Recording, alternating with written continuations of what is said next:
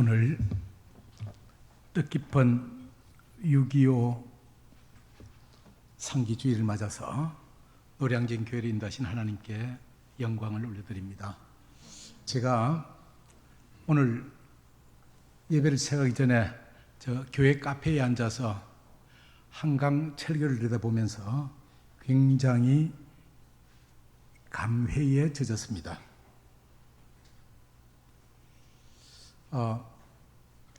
1950년 겨울 노량진의 풍경입니다. 한강철교가 중간에 끊어져 있는 모습이 보이시죠?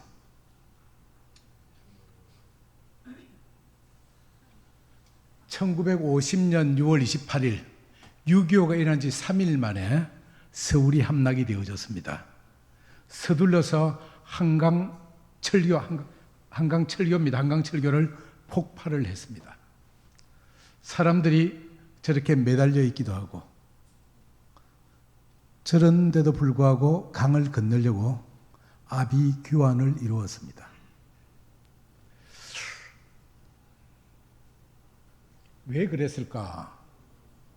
당시 남한과 북한의 군사력을 보면 군인 숫자는 10만 명 대 20만 명, 2배 차이가 나는데, 탱크가 북한군은 242대가 있지만은 우리 국군은 한 대도 없었습니다.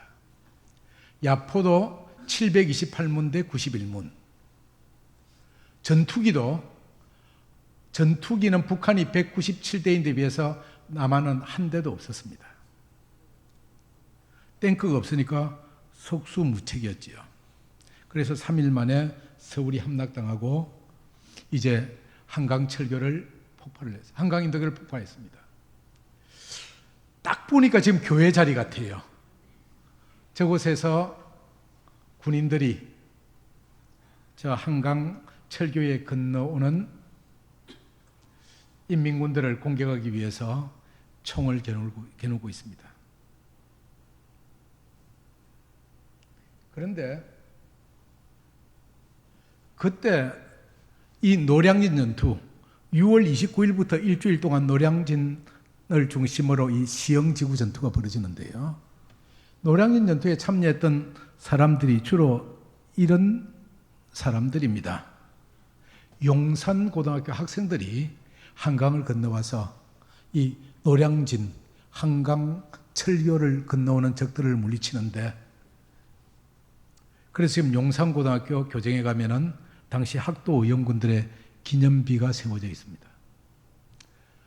이 학생들이 노량진에서 방어를 하다가 감당을 못하고 철수를 해서 수원에 내려갔다가 그것을 다시 편제를 해서 경북 안강지구 전투에 투입되기 위해서 학도병들이 이동하는 모습입니다. 아마 이분들이 지금 살아 계시다면 80대 중후반의 분들이시겠지요.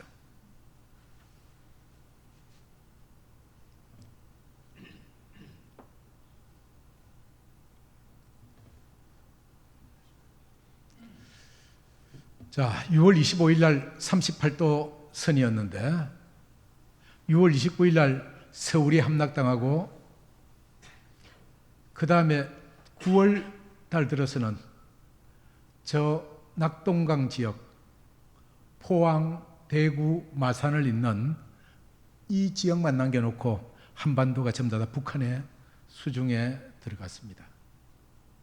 이런 절체절명의 위기 가운데서 이승만 대통령은 당시 경남지사이던 양성봉 장로를 통해서 초량교회에다가 기도회를 요청을 합니다. 당시 부산에는 전국 각지에서 피난 온 목사님이 약 250분이 계셨습니다. 그래서 이 목사님들과 또 사모님들, 장로님들, 초량교회 교인들 해서 1950년 9월 6일부터 9월 12일까지 일주일 동안 하나님, 이 나라를 살려 주시옵소서, 이 나라를 지켜 주시옵소서 하고 철야를 해가면서 일주일 동안 기도회를 가졌습니다. 그때 기념으로 찍어두었던 사진입니다.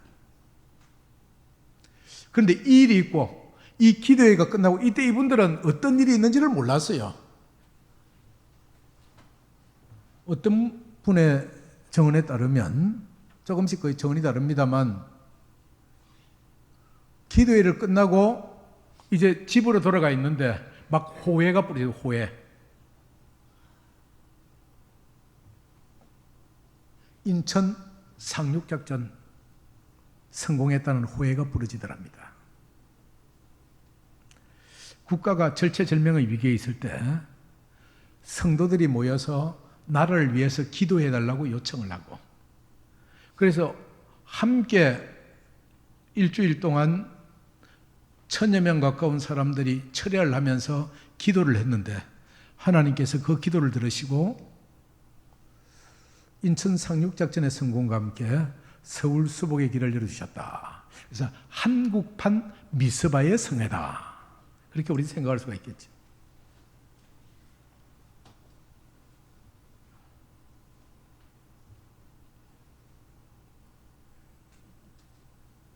그래서 서울에 와서 보니까 서울이 이렇게 되어 있었습니다. 이게 1950년 10월 달 9.28 서울 수복하자마자 그 바로 다음 주간에 임인식이라고 하는 종군 작가가 서울의 모습을 촬영한 겁니다.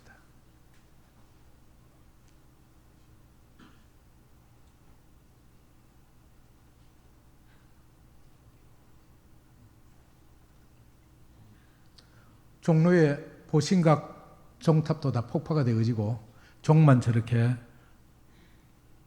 이것도 불에 타서 걸러져 있는 모습입니다. 이것이 1950년 10월 달의 일이었는데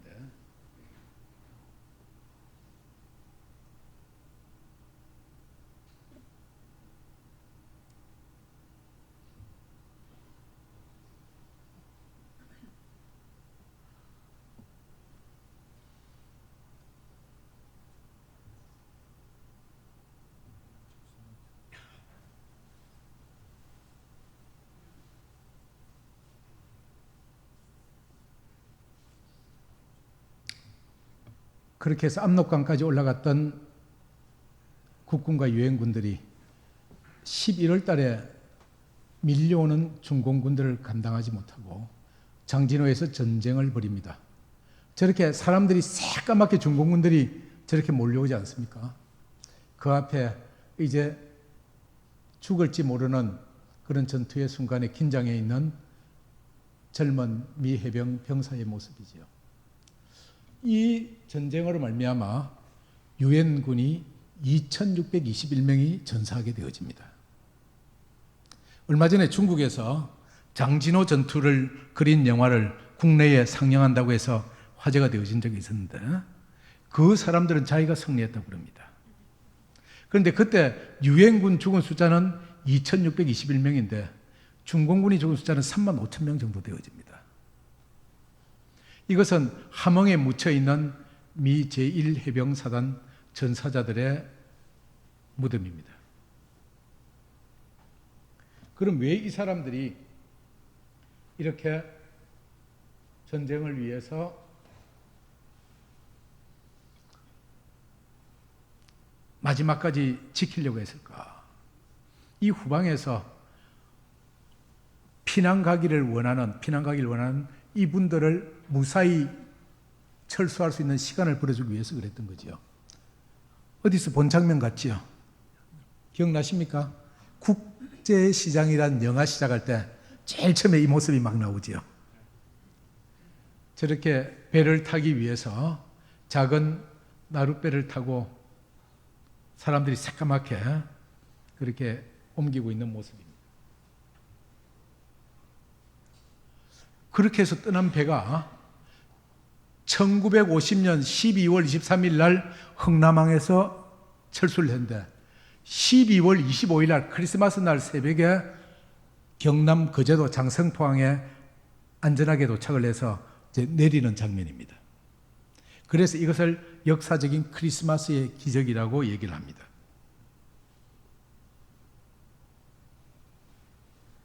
당시 이 빅토리오의 선장이었던 레너드 라루가 나중에 수사가 되어집니다. 일종의 수도원의 수사, 그러니까 성직자가 되는 거죠. 그가 남겨놓은 글을 한번 볼까요? 어떻게 그렇게 작은 배가 1950년 그렇게 많은 사람을 태울 수 있었는지, 그리고 어떻게 한 사람도 잃지 않고 그 끝없는 위험을 무사히 항해할 수 있었는지 그저 놀라운 뿐입니다. 제겐 그의 크리스마스에 황량하고 그 추운 바다 위에 하나님의 손길이 우리 배의 키를 잡고 계셨다는 정확한 메시지로 다가왔습니다. 제가 역사 칼럼을 쓰면서 위에 이렇게 소개해 놨습니다. 마침내 배는 흥남항을 출발했다. 바다에 잠긴 귀래 수천 개가 언제 터질지도 모르는 급박한 상황이었다. 빅토리는 멈추지 않고 항해를 시작했다. 추위와 굶주림 그리고 공포 안에서 목숨을 건 항해가 3일간 이어졌다. 배 안에서 절망 속에서 새 생명이 피어난 것이다. 미군은 이 아이들을 차례로 김치 1, 김치 2, 김치 5까지 차례대로 불렀다. 1950년 12월 25일 크리스마스 새벽, 성선자 14,500은 단 한 명의 희생자도 없이 거제도 장성포항에 도착했다. 기네스북에 등재된 세계 최대의 구출작전으로 크리스마스의 기적이었다.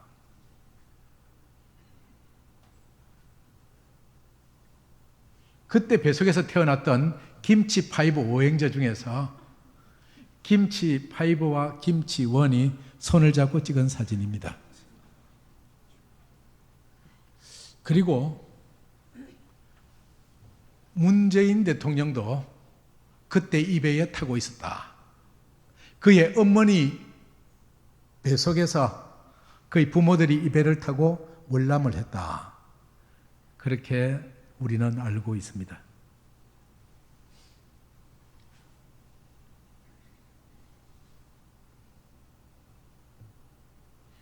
이게 부산 피난 시절의 판자촌가 아이들이지 않습니까? 그런데 이런 가족이 있었습니다. 저 앞에 안경을 끼고 있는 저 남성분이 오늘 읽은 성경 본문 여호와는 나의 목자시니 이 시편을 찬송으로 작곡한 나운영 교수의 모습입니다. 나운영 교수의 가족들입니다. 그리고 그곳에 집을 제공해 주었던 저 교장 선생님 가정에 이제 새방을 얻어서 그렇게 지내신 거지요. 그런데 이 나운영 교수는 본래 당시 서울대학교 예술대학의 교수로 있다가 6.25 전쟁 날 때 피난을 가지 못하고 그냥 서울에 남았습니다.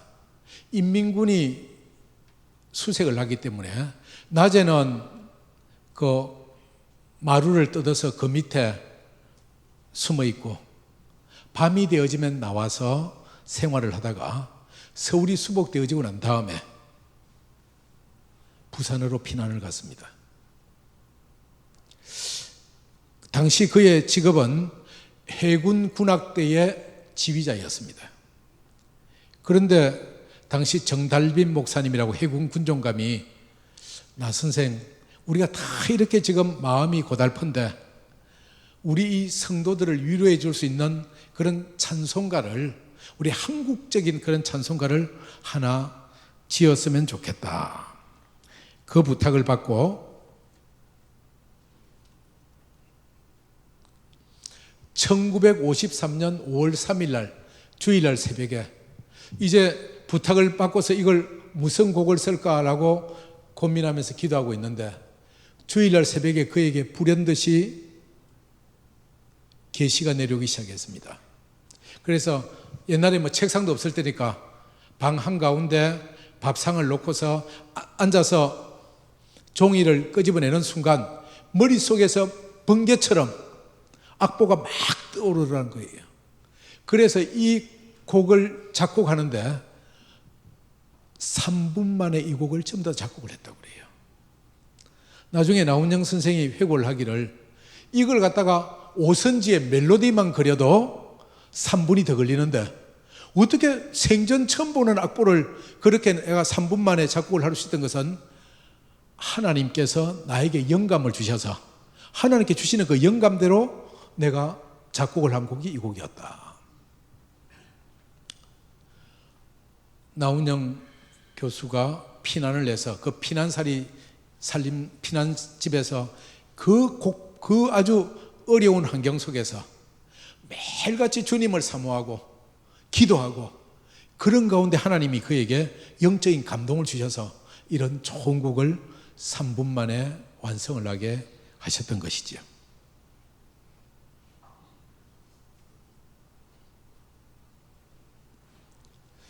결과 어떻게 됐습니까? 6.25 전쟁이 1953년에 끝나고 우리나라는 지구상에서 가장 가난한 나라, 아까 보셨다시피 모조리 다 황폐화되어졌으니까 세계은행이 처음으로 우리나라에 1인당 국민소득이 얼마인지 경제지표조사를 하는데 조사한 나라 110개국 가운데 우리나라가 109등이었어요. 얼마냐? 1인당 GNP가 55달러가 나왔습니다. 요즘 들어보면 1년 소득 전체가 6만 원이 안 된다는 그런 얘기였습니다. 그래서 전에 오바마 대통령이 늘 하는 얘기가 케냐 사람들을 향해서 한국 사람들은 저렇게 성공을 했는데 왜 내 할아버지의 나라 케냐는 아직도 이렇게 못 살고 있느냐, 그런 얘기를 하고 한국의 교육제도를 칭찬하고 그랬던 것 여러분들 기억하실지 모르겠습니다. 그렇게 못 살던 우리나라를 일으키는데 중요한 역할을 했던 한 사건이 있었죠. 독일에다가 광부들을 파견했습니다. 여성들은 간호사를 파견했습니다. 본래 광부 일한 경험이 2년은 있어야 되는데 광부 경험이 전혀 없는 대한민국의 제일 명문대학을 나온 엘리트 청년들이 너도 나도 자원을 했습니다. 그래서 독일에 가서 광부를 하고 간호사를 했습니다. 제 가까운 친척 누나도, 외종 누나도 저희 집에 같이 있다가 독일에 간호사로 갔는데 그곳에서 광부하던 형제와 만나서 결혼을 하고 우리가 한국 돌아가기 전에 공부를 해야 되겠다. 그래서 누나는 병원에서 간호사를 해서 계속 돈을 벌고 자영은 에센공대에 공부를 해서 공학 박사학위를 받고 한국에 들어와서 교수를 하면서 지금 은퇴한 과학자로 활동을 하고 있습니다만, 이런 우리 젊은이들이 그곳에 가서 1963년부터 1977년까지 이 기간 동안에 7,936명이 파독이 되어졌는데 이분들이 벌어다 준 돈이 1억 164만 달러였다. 이것이 우리나라 경제 개발하는 데 아주 유효하게 사용되어졌다. 지금 저 강남에 있는 강남 세브란스 병원도 이때 독일의 차원을 받아서 그렇게 세워졌던 병원이지요.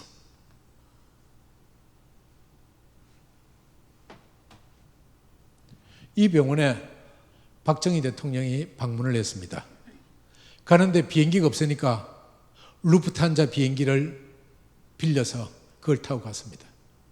그리고 저곳에서 강당에 모인, 광산의 함부름 강단에 모인 그 청년들에게 연설을 했습니다. 여러분, 나는 지금 몹시 부끄럽고 가슴 아픕니다. 대한민국 대통령으로서 무엇을 했나 가슴에 손을 얹고 반성합니다. 나에게 시간을 주십시오. 우리 후손만큼은 결코 이렇게 다른 나라에 팔려 나오지 않도록 하겠습니다. 반드시, 정말 반드시. 1964년 12월 10일 날 있었던 사건입니다.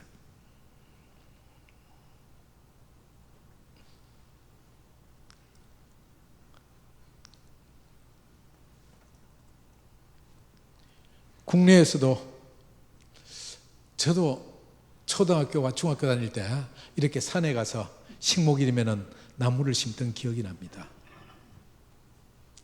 지금 우리 울창한 산림숲은 다 저렇게 조성이 되어진 거지요.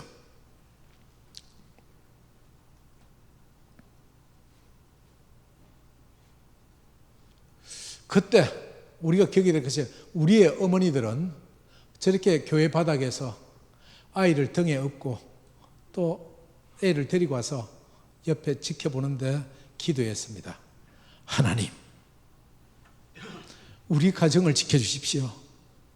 우리 아이들 앞으로 공부해서 훌륭한 사람 되게 해주십시오. 하나님, 우리 집에 쌀독에 쌀이 떨어지지 않게 해주십시오. 이런 어머니들의 기도, 물론 아버지들의 기도가 있었습니다만 우리 대한민국을 지켰습니다. 기억하시죠? 1973년 6월 달입니다. 저 자리에 저도 저기에 있었습니다. 제가 대학 1학년 때인데 빌리그램 전도 집회, 세계 기독교 역사상 가장 많은 인원이 모였던 집회입니다. 내년에 60주년이 됩니다. 내년에 70주년이 되어집니다. 내년에 50주년이 되어집니다. 그래서 내년에 행사를 한다고 지금 극동방송에서 자꾸 그때 그 자리에 있었던 분들 오라고 그러는데 저도 저 자리에 있었습니다. 그런데 마지막 날, 제 기억이 맞다면 셋째 날 저녁이었던 것 같습니다. 예배가 끝날 무렵쯤 빌리그레암 목사님이 큰 소리로 외칩니다. 우리 김장한 목사님이 통역하고 계십니다. 여러분, 앞으로 저 북녘 땅에, 저 북녘의 중공 땅에 죽의 장막이 무너지고 그 땅에 선교의 길이 열릴 것입니다. 여러분들 앞으로 중공에 선교사로 가기를 원하는 분들 일어서십시오. 제 주변에 사람들이 일어나더라고요. 나는 용기도 없고 그래서 그 자리에 앉아 있었습니다. 그래서 많은 분들이 일어나서 서원을 하고 빌리그레암 목사님이 앞으로 이들이 선교사가 되게 해달라고 기도를 하더라고요. 그런데 1991년에 제가 총신대학에 막 교수로 부임을 해가지고 있는데 학생들이 찾아왔습니다. 교수님, 중국에 선교사로 가고 싶습니다. 그런데 아직 목사가 되지 않은 우리 같은 사람은 보내주는 선교 단체가 없습니다. 우리 선교사로 갈 수 있도록 좀 도와주십시오. 그래서 제가 몇 개의 교회 목사님들에게 부탁을 해서 같이 선교회를 만들었습니다. 그게 대륙선교회라고 하는 선교단체였습니다. 이 대륙선교회가 만들어진 지 2년 만에, 불과 2년 만에 중국의 23가정의 선교사를 파송을 했습니다. 그런데 내가 깜짝 놀랐던 게 있어요. 그런데 하나같이 찾아오는 사람들이, 어떤 사람은 너 중국 가서 뭐 할래? 나 중국 가서 피아노 레슨 할 겁니다. 난 중국 가서 농업할 겁니다. 난 중국 가서 회사에 취업할 겁니다. 하고 찾아오는 사람들에게 내가 면접을 하는데 어떻게 중국 선교사로 가시기로 작정을 했습니까? 이분들이 이구동성하는 말이 바로 이날 이 장소에서 빌리그레암 목사가 앞으로 중국에 선교사를 갈 사람이 일어나는 얘기를 듣고 일어섰대요. 자기도 모르게 일어섰대요. 그리고 18년이 지나서 이제 막 우리나라와 중국과 수교가 이루어지고 대륙 선교에서 중국에 선교사를 파송해 준다는 얘기를 듣고서는 자기 발로 걸어와서 18년 만에 나에게 중국 선교사로 좀 보내주십시오 하고 찾아오기 시작하는 겁니다. 보냈습니다. 그분들 중에서는 지금 북경 온누리교회 담임 목사님의 사모님도 그때 날 찾아와서 선교사로 파송받아 갔던 학생이었어요. 참 하나님께서는 18년 동안 그 사람들을 각각 각자의 은사에 따라서 훈련을 시키시고 그들의 마음을 늘 어루만지셨다가 때가 되매 그들의 서원대로 중국으로 보내시는 모습을 보면서 야, 정말 하나님의 섭리는 이렇게 놀랍구나 하고 느낄 수가 있었습니다. 이 빌리그램 전도대가 있고 그 이듬해에 1974 엑스플로라는 걸 했습니다. 이 엑스플로 전도대회를 하는데 장맛비가 억수같이 쏟아졌습니다. 그런데 여의도 광장 바닥에서 이 우산을 들고서 밤을 새면서 철야 기도하고 있는 이 모습이 오늘의 한국 교회를, 오늘의 대한민국을 이렇게 세운 영적 에너지였음을 믿습니다.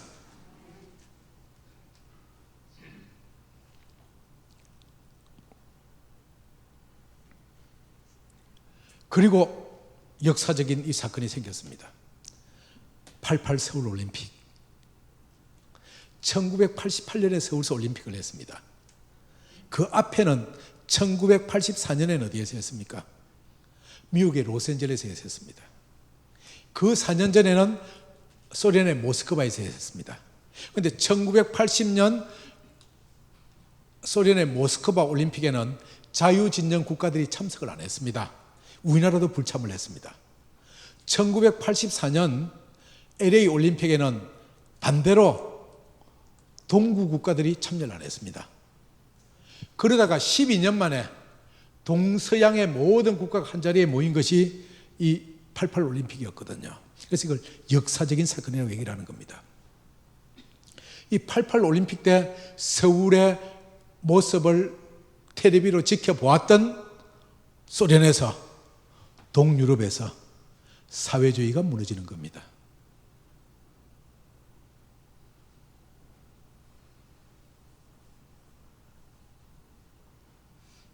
이런 역사를 보면서 대한민국을 바라보는 시선이 두 가지가 있습니다. 주로 어른들은 이걸 한강의 기적이라고 합니다. 한강의 기적.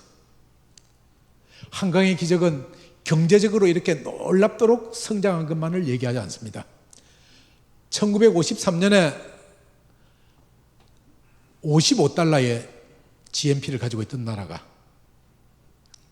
2018년에 31,349달러로 세계 12위의 경제대국을 되어진 이 경제적인 축복을 한강의 기적으로 얘기하지만, 여기에는 정치 민주화의 기적과 교회의 영적 성장을 아울러서 우리는 한강의 기적으로 얘기를 합니다. 그리고 한강의 기적을 일군 주역인 박정희, 이병철, 정조영 이런 사람들을 존경을 합니다. 그런데 우리의 젊은이들은 이 말에 잘 동의를 하지 않습니다. 오늘 우리의 젊은이들은 이 대한민국을 가리켜서 헬조선 지옥이라고 합니다. 지옥. 대한민국을 떠나겠다는 거예요. 조사를 해보니까 헬조선이란 말에 얼마나 동의하느냐. 대학생의 90.5%, 직장인의 89.5%가 헬조선이란 말에 동의를 한다. 그래서 제가 조선일보에다 칼럼을 썼습니다. 여러분들은 모르시겠지만 제가 기록을 가지고 있습니다. 대한민국 국적을 가지고 있는 순수한 대한민국 토종 가운데서는 제가 북한을 제일 많이 다녀온 사람 중에 한 사람입니다. 몇 번 다녀왔냐고요?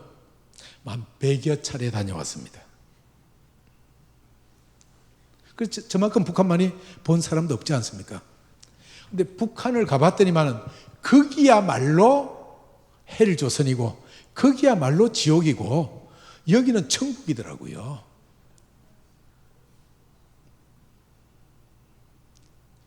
그런데 우리 젊은이들은 우리 현실에 압박감을 느끼는 거예요. 자살을 하는 거예요.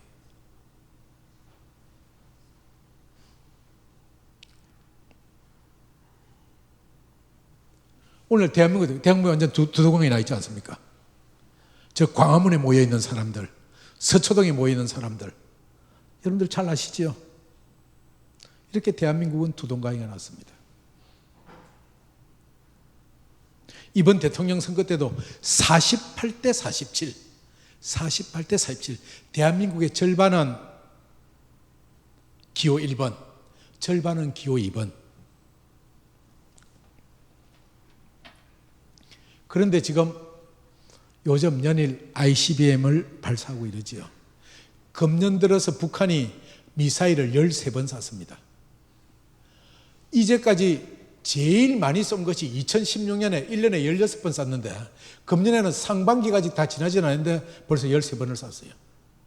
왜 그러겠습니까? 우리 못 살겠다. 우리 좀 풀어주라. 우리 제재 좀 풀어주라. 하고 미국에다가 겁박하는 것 아니겠습니까? 거의 그치지 않습니다. 지금 풍계리 핵실험 준비가 다 끝났대요. 만약에 이 핵실험을 하게 되어지면 한반도에 어떤 일이 날지 모르겠다. 북한이 붕괴가 되어지던 또 아니면 한반도에 전쟁이 나던 무슨 일이 날지도 모르겠다. 라고 많은 전문가들이 얘기를 합니다. 국가의 안보 문제를 제대로 아는 사람들은 밤잠이 안 온다는 거예요.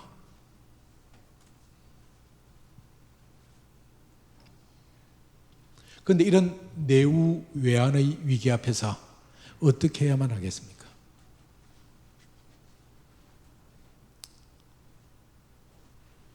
그런데 우리는 아주 특별한 전통을 가지고 있습니다. 1948년 5월 30일 날 재헌 국회가 열렸을 때 저기 의장석에 있는 이성만 박사가 이윤영 국회의원, 당시 종로 국회의원인데 감리교 목사님입니다. 이윤영 국회의원 나와서 기도해 주십시오. 그래서 이 개원 국회 때 기도를 했습니다. 역사의 첫걸음을 걷는 오늘 우리의 환희와 우리의 감격에 넘치는 이 민족적 기쁨을 다 하나님에게 영광과 감사를 올리나이다.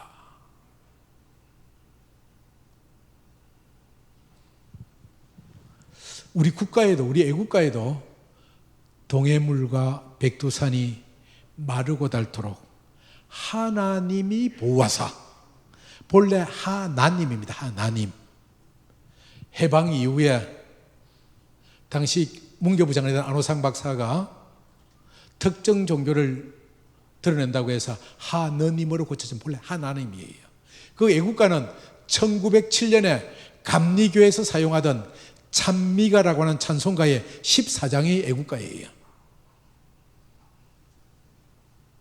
우리 민족은, 이 대한민국은 어려운 일이 있을 때 하나님 앞에 우리의 문제를 올려드리고 기도함으로 해결을 받은 그런 역사적인 전통을 가지고 있습니다.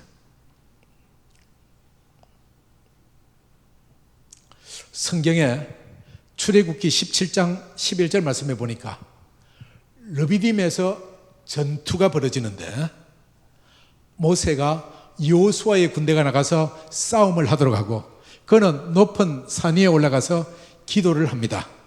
이때 모세가 손을 들고 기도를 하면 이스라엘이 이기고 팔이 아파 손을 내리면 아말렉이 이깁니다. 그래서 아론과 훌이 양옆에서 팔이 내려오지 않도록 이렇게 붙잡고 있는, 이게 뭡니까?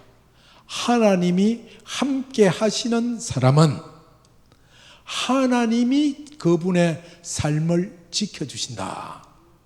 하나님이 함께 하시는 국가는 하나님이 그 국가를 지켜주신다 라고 하는 것 같은 웅변적으로 보여주는 것 아니겠습니까? 저는 참 제가 신기한 게 두 가지가 있어요. 첫째는 제가 목사가 안 되려고 그랬습니다.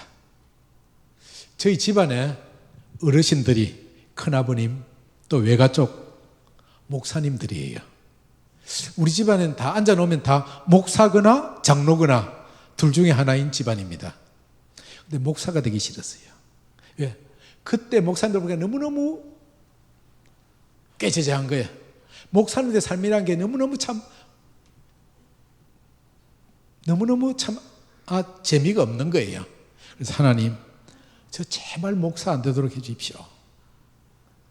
하나님이 기다려 주시고 또 한 번씩 콜링하시고 또 기다려 주시고 하시더니만 어느 날은 똑똑 너 언제 될래? 그래서 하나님, 저를 그래도 목사로 부르시려고 하면은 50이 되기 전에는 저를 찾지 마십시오. 50이 되어지고 난 다음에 주님이 찾으시면 그때 가서 고려해 보겠습니다. 그런데 제가 만 50이 되던 해에 제가 그때 하고 있던 복제단 회장 일이 너무너무 머리가 아파서 너무너무 일이 많아서 1년에 한 30주 정도는 해외 출장을 하고 이랬으니까요.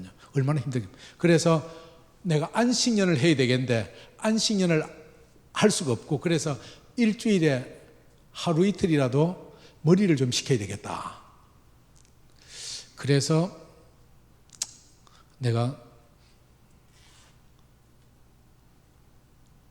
그동안 늘 학문적으로 관심을 가지고 있었지만 여건상 하지 못했던 신학대학원을 가서 잠시 머리로 시키러 갔는데 하나님이 이제 기다렸지 하고 목사를 시키시더라고요. 그래서 저는 뭐 나이는 지금 이제 70을 바라봅니다만 목사로서 가방끈이 좀 짧습니다. 아직도 제가 목사 된 지가 20년이 되지가 않습니다. 또 하나는 제가 태어날 때 말이죠. 제가 태어날 때 전라남도 여수에 있는 제36 육군병원에서 태어났어요. 그게 무슨 말이냐? 제 아버지가 6.25 전쟁이 나던 해 서울대학교 공과대학 2학년 학생이었거든요. 공과대학이 그때 태릉에 있었지 않습니까? 전쟁이 났다고 하는 사실을 알고서 피난을 오니까 벌써 한강 다리가 폭파되어진 거예요. 그래서 6월 28일 밤에 마포에서 헤엄을 쳐서 한강을 건넜습니다. 그리고 내려가다가 수원에서 학도병을 모집한다는 얘기를 듣고 가입을 해요. 그리고 그 다부동 전투에서 학도병으로 참전을 합니다. 다부동 전투를 치르고 난 다음에 자원 입대를 내서 공병 장교가 되어집니다. 그런데 그냥 공병 장교로서 이렇게 전선을 다니다가 상처를 입고 전남 여수에 있는 육군병원으로 후송이 되어졌거든요.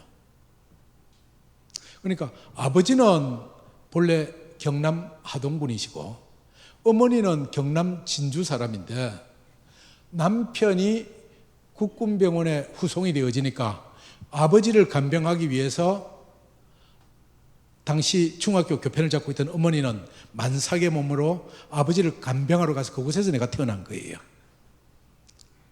그런데 남들과 좀 인연이 다르지 않습니까? 그런데 내가 어렸을 적에 아버지한테 맨날 들었던 얘기가 다부동 전투가 어떻고 용문산 전투가 어떻고 향로봉 전투가 어떻고 전쟁 얘기를 아주 귀에 못이 박이도록 들었어요. 그래서 내가 역사학자로서의 역사의식은 한국 전쟁사를 통해서 형성이 되어진 겁니다. 그런데 제가 대학 4학년 때 ROTC 장교란 걸 해가지고 저 강원도 원주에 있는 36사단 부대에 훈련을 받으러 갔는데 그냥 판문점 도끼 만행 사건이라는 게 터져버렸어요. 데프콘2라는 게 발령이 되어지는 겁니다. 데프콘1이 되어지면 전쟁이에요. 그때부터 우리 훈련을 중단합니다. 그리고 완전 군장을 꾸려놓고 뭘 하냐? 대기하는 거예요. 그래서 소대장이 얘기를 합니다. 너희들 데프콘1이 발령되는 순간 너희들 학교로 돌아가는 것이 아니라 바로 현지인관, 바로 여기서 소위계급장을 달고 전방부대에 가서 너희들은 소대장을 해야 된다.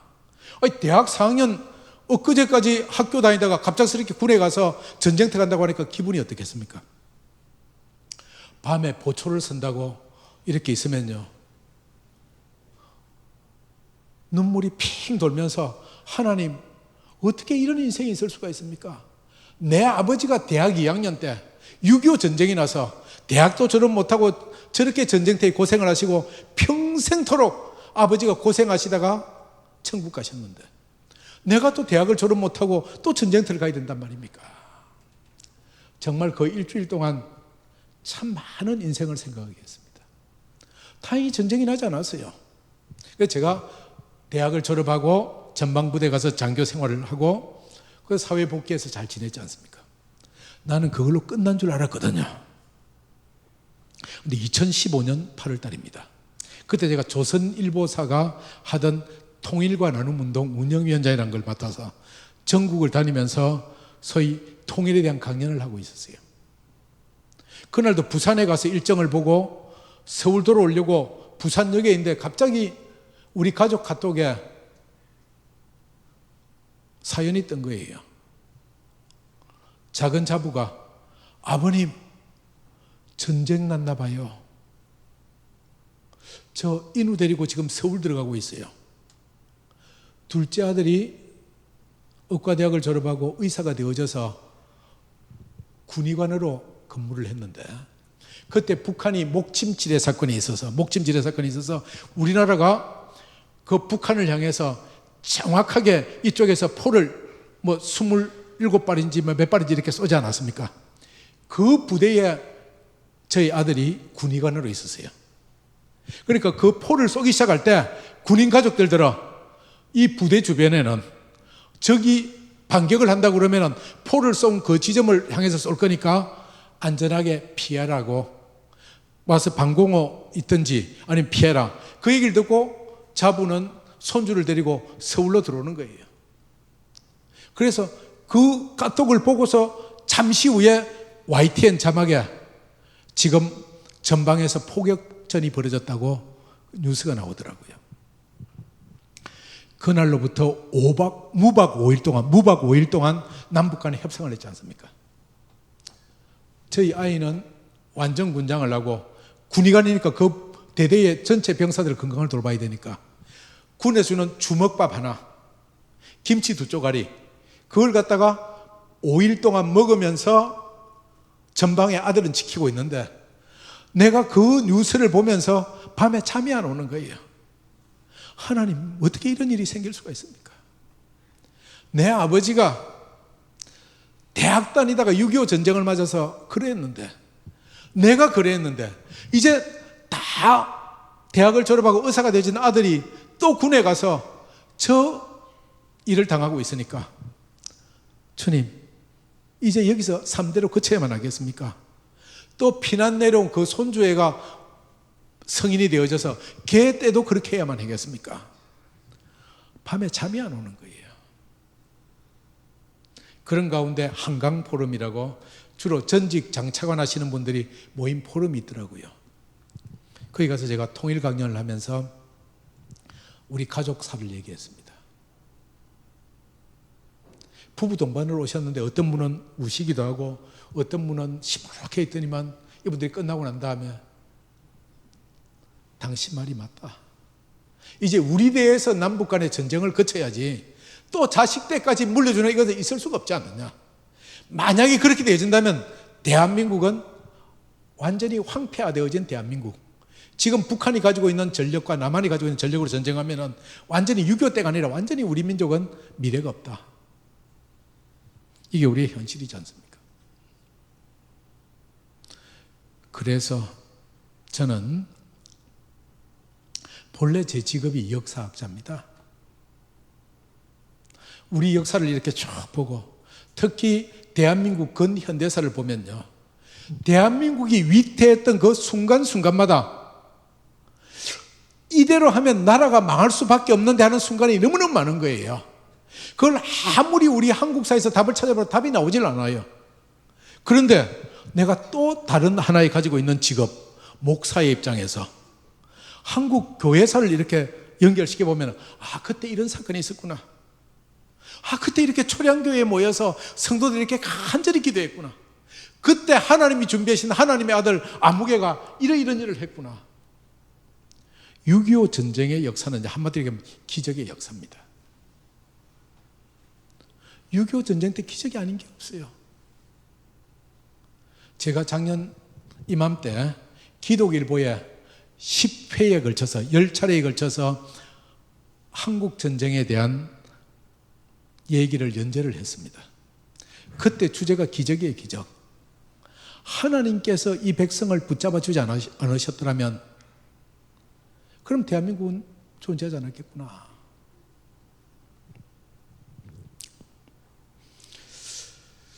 제가 대학을 졸업하고 군대를 갔다 와서 대학원 공부를 해야 되겠는데 촌놈이 서울에서 하숙비도 내야 되고 또 학비도 내야 되고 방법이 없지 않습니까? 그래서 지도교수님과 상의를 했더니만 자네가 좀 힘들겠지만 중고등학교 교편을 잡으면서 대학원 공부를 하게. 나도 옛날에 그랬네. 그래서 제가 바로 저 용산에 있는 오산고등학교라는 학교에 교편을 잡으면서 제가 대학원 석박사 공부를 했습니다. 그 학교가 유명한 남강 이성훈 장로가 세운 학교였습니다. 졸업생 중에 한경직 목사님, 주기철 목사님, 함석헌 선생님 이런 분들이 전부 다 그 학교 졸업생들입니다. 제가 30대 초반의 나이에 80대 후반인 그 어르신들을 모시고 다니면서 여러 행사도 참여를 하고 그렇게 했습니다. 그래서 제가 박사 학위를 받고 오산고등학교를 나와서 총신대학을 옮기던 시점에 한경직 목사님 찾아뵙고, 목사님, 제가 이제 더 이상 오산고등학교에 있을 수도 없고 난강문화재단의 일도 볼 수가 없습니다. 제가 이렇게 대학으로 가게 되었습니다.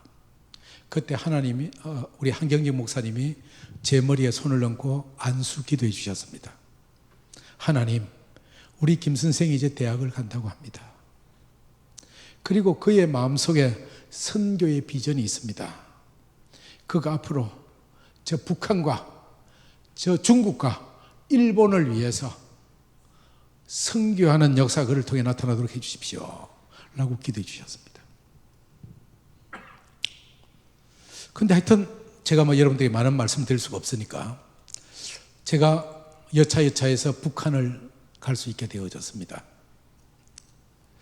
북한을 가는 순간부터 교회에 북한 분들이 가장 많이 계시고, 또 한경직 목사님이 템플턴상 상금 받은 200만 달러를 북한 어린이들을 위해서 쓰라고 적립해 놓은 영락교회에다가 함께 갑시다 라고 요청을 했습니다.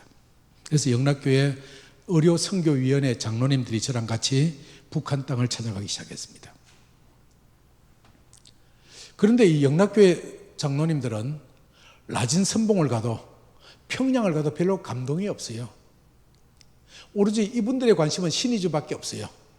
신의주로 가게 해달라. 그때 신의주는 남한 사람이 못 들어갈 때였습니다.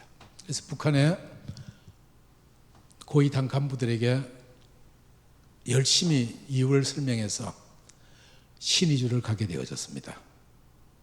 그리고 신의주에 있는 어린이 병원, 평안북도 소아병원을 현대적인 병원으로 고쳐주겠다고 약속을 했습니다. 그래서 그 평안북도 소아병원을 간 첫날 옆에 있는 별관 건물 조그마한 2층짜리 콘크리트 건물은 보여주는데 그 옆에 있는 본관 큰 건물은 보여주질 않아요. 아니 저기를 왜 안 보여줍니까? 저기는 우리가 선생들을 모실 수가 없습니다. 아니 우리가 저걸 앞으로 고쳐서 새로운 병원을 지으려고 하는데 안 들어가 보면 어떡합니까? 막 언쟁을 했어요. 우리 뜻이 완고하니까 그분들이 그러면 선생들 너무 우리 흉보지 마십시오. 저것이 일제시대 헌병대 병사들이 사용하던 매엄굴입니다. 매엄굴. 여러분들 매엄굴의 의미를 모르실 겁니다. 제가 그 일 들어보고 충격을 받았어요. 제가 대학을 다닐 때 서울역 앞에 있던 경량교회라는 교회를 다녔거든요.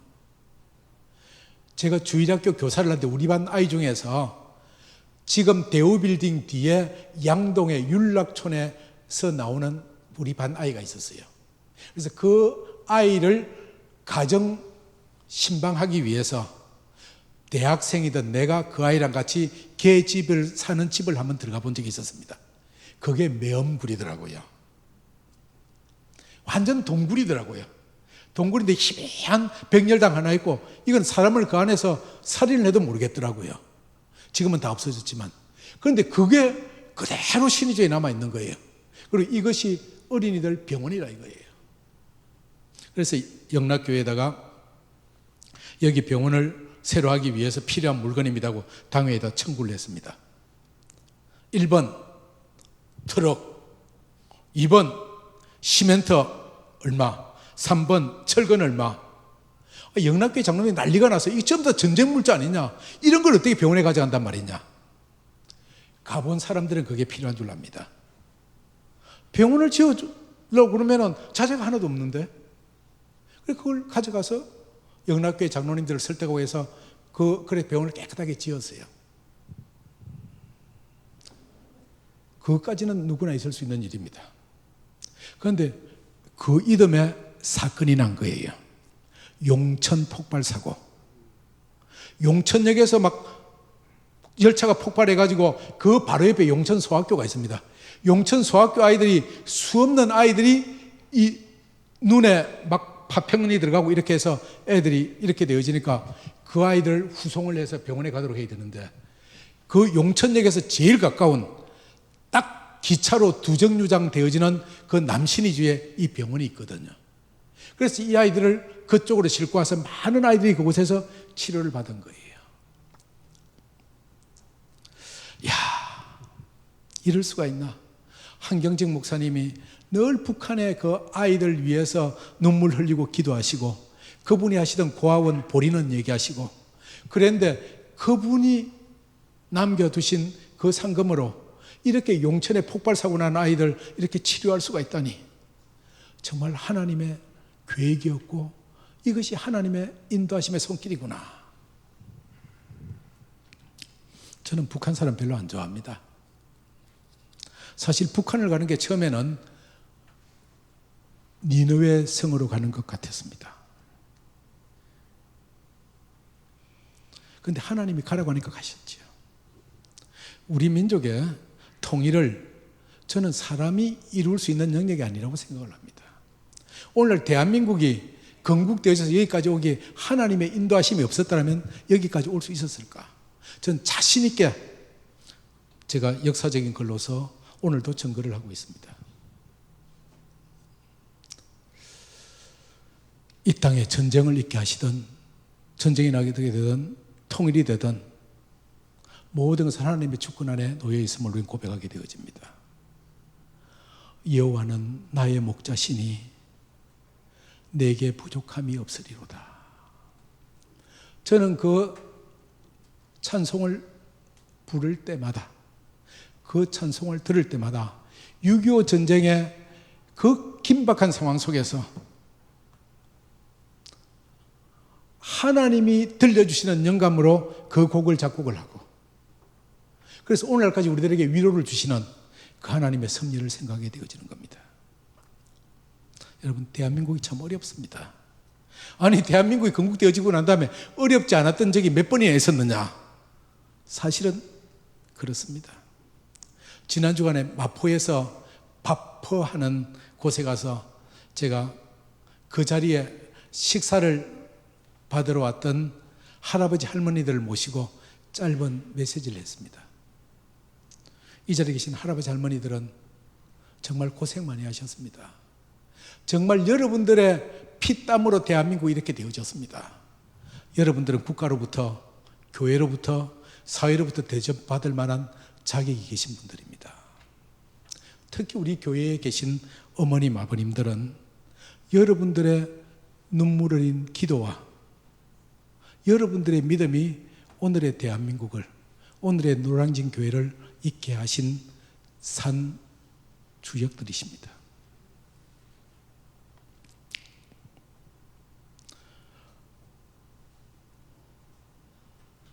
나는 오늘 이 노량진 교회에 와서 저 한강철교를 보면서 70년 전에 그 모습을 떠올리면서 하나님께 다시 한번 감사했습니다. 여러분들, 이제까지는 가볍게 지나쳤을지라도 이제는 저 한강철교를 볼 때마다 그런 아픈 역사가 있었구나, 그런 가운데 오늘의 내가 있구나, 오늘의 나를 있게 해주신 나의 부모님들, 그리고 오늘까지 우리를 지키고 보호해 주신 그 하나님 앞에 다시 한번 감사하고 매일매일 주님의 인도하심으로 평안과 은총을 누리시는 여러분들 되시기를 주님의 이름으로 축원합니다. 한번 기도하시겠습니다. 하나님 감사합니다. 이 대한민국을 하나님께서 세우시고 하나님께서 지켜주시고 오늘까지 인도하심을 믿습니다. 이 땅에 교회들을 축복하옵소서. 노량진 교회를 축복하옵소서. 우리들에게 일용할 양식을 주심을 감사합니다. 우리들에게 건강을 주심을 감사합니다. 우리들에게 믿음 생활하게 해주심을 감사합니다. 우리들 자녀들에게 복을 주시옵소서.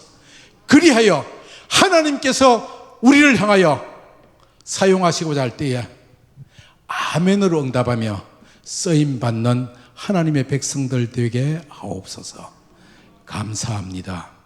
예수님 이름으로 기도합니다. 아멘.